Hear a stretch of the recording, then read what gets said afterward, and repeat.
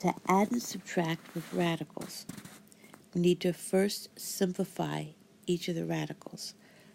We can simplify a radical by identifying and removing any perfect square factors from the radical. So I'll start out by identifying some of the perfect square factors.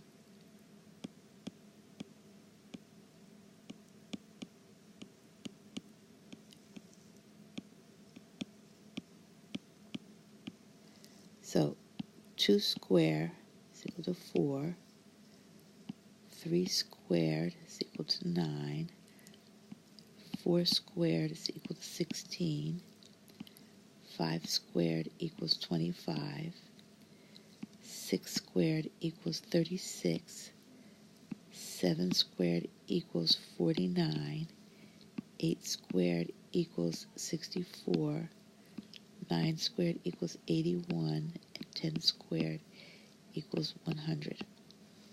So I'll start with the first term, 6 times the square root of 48.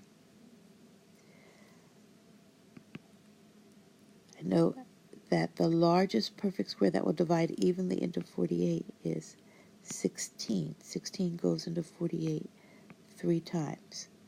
I'll rewrite that as the product of separate radical factors. So radical 16 times 3 becomes radical 16 times radical 3. Well, square root of 16 is 4. So 6 times 4 is 24, the square root of 3. So the second term, 6 to the square root of 12.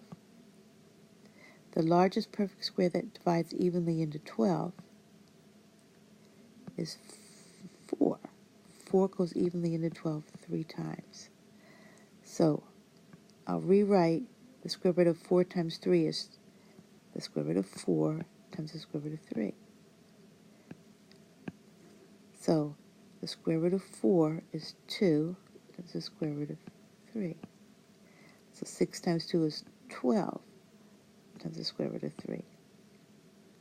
Now the third term,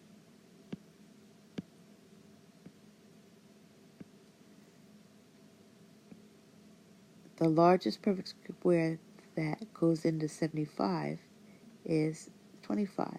25 goes into 75 evenly 3 times. So I'll break down the square root of 25 times 3 into separate square root factors of the square root of 25 times the square root of 3. So the square root of 25 is 5. The square root of 3. So 8 times that 5 is 40 times the square root of 3. So now we're going to add and subtract these radicals. Since the square root of 3